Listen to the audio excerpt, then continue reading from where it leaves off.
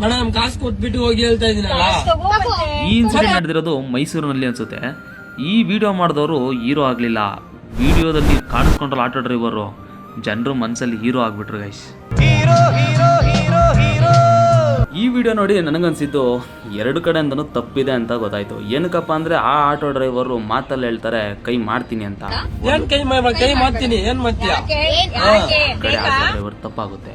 ಮತ್ತು ಇನ್ನೊಂದೇನಪ್ಪ ಅಂದ್ರೆ ಕಸ್ಟಮರ್ ಬಂದ್ಬಿಟ್ಟು ಟಿಪ್ಸ್ನ ಕೊಡ್ತೀನಿ, ಬೇಕಾದ್ರೆ ಎಕ್ಸ್ಟ್ರಾ ಕೇಳೋ ಅಮೌಂಟ್ನ ಕೊಟ್ಬಿಡ್ತೀನಿ ಅಂತ ಹೇಳ್ತಾರೆ. ಎಕ್ಸ್ಟ್ರಾ ಕೊಡೋ ತರ ಇದ್ದಿದ್ರೆ ಮೇಡಮ್ ನೀವು ಯಾವುದೇ ಕಾರಣಕ್ಕೂ ವಾದ ಮಾಡ್ತಿರಲಿಲ್ಲ, ಕೊಟ್ಬಿಟ್ಟು ಸೀದಾ ಆಟೋ ಹಿಡಿದು ಹೋಗ್ತಾರೆ. ನಮ್ಗೆ ಏನಂತೀರಾ? ಈ ವಯಸ್ಸಲ್ಲೇ ಆಟೋ ಬಂಡವಾಳ ಹಾಕೊಂಡು ಕಮಿಟ್ಮೆಂಟ್ ತೀರಿಸ್ಕೊಂಡು ಕಷ್ಟಪಟ್ಟು ದುಡಿಬೇಕು ಅನ್ನೋ ಒಂದು ಆಟೋದ ಮೇಲೆ ಬಂದಿರ್ತಾನೆ. ಆ 20 ರೂಪಾಯಿನೇ ಕಸ್ಟಮರ್ಗಳು ಈ ಥರ ಮಾಡಿದಾಗ ತುಂಬಾ ನೋವಾಗುತ್ತೆ. ಇದರಲ್ಲಿ ಯಾರ್ದು ತಪ್ಪು ಅಂತಲೇ ಹೇಳಕ್ಕೆ ಬರೋದಿಲ್ಲ. ಕಸ್ಟಮರ್ ಹೇಳ್ತಾ ಇದ್ರೆ 112 ರೂಪಾಯಿಗೆ ನಾನು ಬುಕ್ ಮಾಡಿದ್ದೀನಿ ಅಂತ, ಬಟ್ ಆಟೋ ಡ್ರೈವರ್ ಹೇಳ್ತಾ ಇದ್ರೆ 140 ರೂಪಾಯಿ ಆಗಿದೆ ಅಂತ. ಸೊ ಲಾಸ್ಟಲ್ಲಿ ಇಷ್ಟಿನ ಥರ ತೋರಿಸ್ಬಿಟ್ಟು ಇಷ್ಟು ರೈಟ್ ಆಗಿದೆ, ಇಷ್ಟು ಅಮೌಂಟು ಅಂತ ಶೋ ಮಾಡಿದ್ರೆ ಕಸ್ಟಮರು ಪೇಮೆಂಟ್ ಮಾಡೋಕ್ಕೆ ರೆಡಿ ಇಲ್ಲ.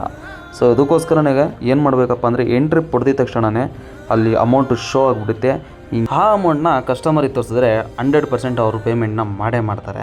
ಒಂದು ವೇಳೆ ಮಾಡಲಿಲ್ಲ ಅಂದರೆ ಸೊ ಕಸ್ಟಮರ್ ಕೇರ್ನ ಕಾಂಟ್ಯಾಕ್ಟ್ ಮಾಡಿ ಕಂಪ್ಲೇಂಟ್ ರೈಸ್ ಮಾಡಿದ್ರೆ ಸಾಲ್ವ್ ಮಾಡೇ ಮಾಡ್ತಾರೆ. ಹಾಗಾಗಿ ಕಸ್ಟಮರು 112 ರೂಪಾಯಿನೇ ಪೇಮೆಂಟ್ ಮಾಡಿದ್ರು ಅಂದ್ಕೊತೀನಿ.